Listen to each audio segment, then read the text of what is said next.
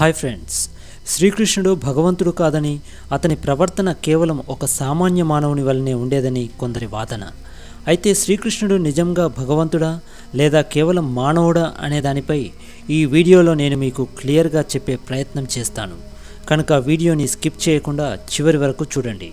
Friends, శ్రీకృష్ణుడు మానవ దేహధారి అయి ఉండడం చేత గొల్లవారింట పెరిగి అల్లరి శిశువుగా, కొంటెబాలునిగా, పశువుల కాపరిగా, గృహస్థునిగా, ఒక సామాన్య మానవునిగా లోకులకు కనిపించి ఉండవచ్చు. కానీ ఇదంతా శ్రీకృష్ణుని యొక్క మాయా ప్రభావమేనని మనం గుర్తుంచుకోవాలి. అసలు ఎన్నో దివ్య వైభవాలన్నీ మూర్తిభవించి ఉన్న అతని జననమే ఒక అద్భుతమైన, అపూర్వమైన నేపథ్యంలో జరిగింది. కృష్ణుడు జన్మించి నుండి మొదలు అవతారం చాలించే వరకు ఆయన యొక్క ప్రతి చేష్ట, ప్రతి కార్యము అనన్యసాధ్యమైన ఆయన దివ్యత్వాన్ని నిరూపిస్తుంది. చెరసాలలో పుడుతూనే తన యొక్క దివ్య రూపాన్ని తల్లిదండ్రులైన దేవకీ వసుదేవులకు చూపాడు కృష్ణుడు. నందగోకులానికి తీసుకుని పోయి యశోదాతనయునిగా వెలసిన కొద్ది రోజులకే చంపవచ్చిన పూతన అనే రాక్షసి యొక్క ప్రాణాలు పీల్చేశాడు కృష్ణుడు. పుట్టిన 89వ రోజునే శకటాసురుడనే రాక్షసుని కాళ్లతో తన్ని కూల్చేశాడు కృష్ణుడు.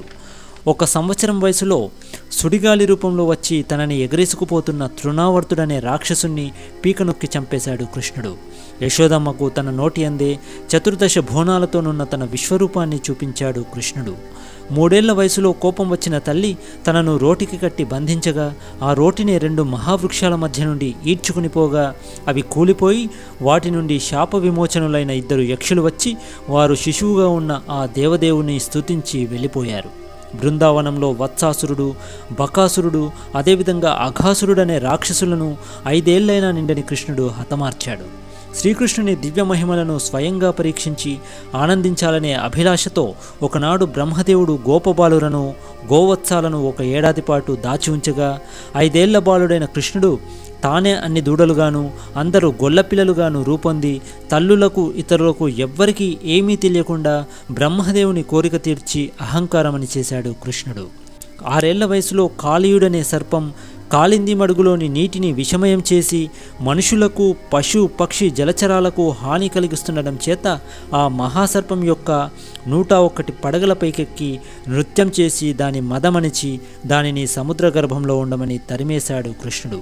ఒకసారి గొల్లలు సంచరిస్తుండే అరణ్యంలో కారు చిచ్చు చెలరేగగా దానిని తన నోట్లోనికి పీల్చుకొని మృంగేశాడు కృష్ణుడు. 7 సంవత్సరాల వయసున్నప్పుడు గోవర్ధనగిరిని 1 చేత్తో ఛత్రంలాగా ఎత్తిపట్టుకొని బృందావనంలోని జీవులందరినీ వారి ఆస్తులతో పాటు కొండ క్రింద సురక్షితంగా నుంచి 7 అహోరాత్రాలు ఏకధాటిగా కుంభవృష్టిని కురిపించి ఏమీ చేయలేక విరమించుకున్న ఇంద్రుని అహంకారమనిచాడు కృష్ణుడు. అంతేకాకుండా వర్ణలోకం పోయి అసురులచే అపహరింపబడిన నందుణ్ణి రక్షించి తీసుకుని వచ్చాడు కృష్ణుడు. గోపికలుగా జన్మించిన ఋషుల చిరకాల వాంఛలను తీర్చడానికి ఎందరు గోపికలుంటే అందరు కృష్ణులుగా వెలసి వారితో రాసనృత్యం చేసి అనుగ్రహించాడు కృష్ణుడు. ఇంకా శంఖచూడుడు, వృషభాసురుడు, కేశి, వ్యోమాసురుడు మొదలైన దుష్టులను 10 ఏళ్ల వయసులోనే అంతం చేశాడు కృష్ణుడు. మేనమామైన కంసుడు కృష్ణుని చంపాలనే ఉద్దేశంతో కృష్ణ బలరాములను మధురకు రప్పించగా వెళ్ళిన కృష్ణుడు భయంకర మత్తగజాన్ని, చాణురుడనే రాక్షసమల్ల యోధుణ్ణి, చివరకు ప్రచండ పరాక్రమశాలి అయిన కంసుని సైతం నేలకూల్చాడు కృష్ణుడు. తన 12వ ఏటనే చనిపోయిన గురుపుత్రుణ్ణి యముని వద్ద నుండి తీసుకుని వచ్చి తన గురువైన సాందీపునకు గురుదక్షిణ సమర్పించుకున్నాడు కృష్ణుడు. అంతేకాకుండా జరాసంధుణ్ణి, కాలయోనుని సైతం ఉపాయంతో చంపించాడు కృష్ణుడు. ఇక పెద్దవాడై వివాహాలు చేసుకున్న తర్వాత సత్యభామచే నరకాసురుని వధించి వానిచే చెరపట్టబడిన 16,000 మంది రాజకన్యలను విడిపించాడు కృష్ణుడు. తమను తమ తల్లిదండ్రులు స్వీకరింపరు గనక శ్రీకృష్ణుడే తమను కాపాడాలని ఆ రాజకన్యలు ప్రార్థింపగా వారందరినీ తానే పెళ్లాడి ఒక్కొక్కరికి ఒక్కొక్క కృష్ణునిగా 16,000 మంది కృష్ణులై అందరినీ సమానంగా ఆదరించాడు కృష్ణుడు. బాణాసురుని 1000 చేతులు ఖండించాడు కృష్ణుడు. నృగమహారాజు శాప విమోచన చేశాడు కృష్ణుడు. అహంకార బలగర్విష్టి అయిన తానే వాసుదేవుడని, వేరొక వాసుదేవుడు ఉండరాదని ప్రగల్భాలు పలికిన పౌండ్రక వాసుదేవుడనే రాజును యుద్ధంలో అంతం చేశాడు కృష్ణుడు. శిశుపాల, సాల్వ, దంతవక్త్రులనే దుష్టులను హతమార్చాడు కృష్ణుడు. మృతులైన 10 మంది బ్రాహ్మణ పుత్రులను ముల్లోకాలు గాలించి చివరకు శ్రీ మహావిష్ణువు వద్ద నుండి వారిని తోడ్కొని వచ్చి తల్లిదండ్రులకు అప్పచెప్పాడు కృష్ణుడు. భూభారాన్ని తొలగించే నిమిత్తమై అవతరించిన శ్రీకృష్ణుడు కురుక్షేత్రాది అనేక యుద్ధాలు జరగగా ఇంకా మిగిలియున్న తన పుత్ర పౌత్రాది బంధువర్గాలతో నిండియున్న లక్షలాది యాదవ వంశీయులను కూడా ఎలాంటి మోహమమకారాలు లేకుండా నశింపచేశాడు కృష్ణుడు. తన ప్రియ సోదరుడు ఉద్ధవునకు ఆత్మజ్ఞానోపదేశం చేసి అవతారం చాలించాడు కృష్ణుడు. మరి ఇటువంటి మహత్తర మానవాతీత కార్యాలు చేయగలిగిన శ్రీకృష్ణుడు భగవంతుడు కాక సామాన్య మానవుడు ఎలా అవుతాడో మీరే చెప్పాలి. ఫ్రెండ్స్, భగవద్గీతలో శ్రీకృష్ణుడే తన గురించి ఇలా చెప్పాడు: నేను ఈ సమస్త జగత్తుకు సృష్టి స్థితి లయకర్తను, నేను పుట్టుకలేనివాడను, నాశరహితుడను, సమస్త ప్రాణులకు ఈశ్వరుడను.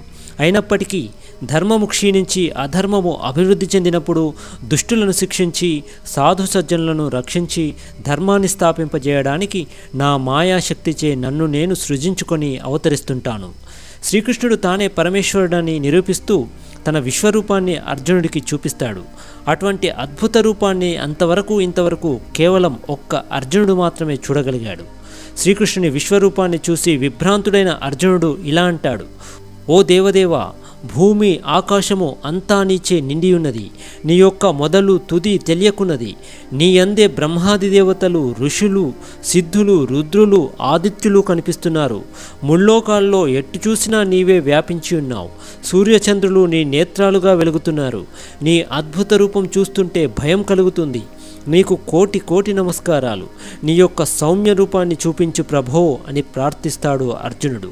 శ్రీకృష్ణుడు అర్జునుడితో, నేను ప్రకృతి కంటే అనాది అయిన వాడను, భూతజాలంలో నశించని వాడను, నేనే సర్వులకు పరమగతిని, నన్ను చేరిన జీవికి మరుజన్మ ఉండదు, ఈ జగత్తంతటికి నేనే బీజప్రదాతను, ప్రభువును, సూర్యచంద్రులకు, పంచభూతాలకు, అందలి జీవరాశులకు నేనే చైతన్య శక్తిని. ఆది పురుషుడైన నా గురించి, నా మాయా ప్రభావం గురించి బ్రహ్మాది దేవతలు కూడా ఎరుగరు. నా మాయను అధిగమించడానికి ఎవ్వరికీ శక్యం కాదు అని గీతయందు తానే స్వయంగా చెప్పడం జరిగింది. సో ఫ్రెండ్స్, చూశారు కదా, ఇదంతా విన్నాక శ్రీకృష్ణుడు సామాన్య మానవుడు కాడని, తాను సాక్షాత్తు దేవదేవుడు మరియు భగవంతుడని మీకు అర్థమై ఉంటుందని అనుకుంటున్నాను. మీరు శ్రీకృష్ణ భగవానుడి భక్తులైతే క్రింది కామెంట్ బాక్స్లో జై శ్రీకృష్ణ అని టైప్ చేయండి. ఇంకా సాధ్యమైనంత వరకు వీడియో షేర్ చేయండి. మరో ఇంట్రెస్టింగ్ వీడియోతో మళ్ళీ కలుద్దాం. అంతవరకు బాయ్.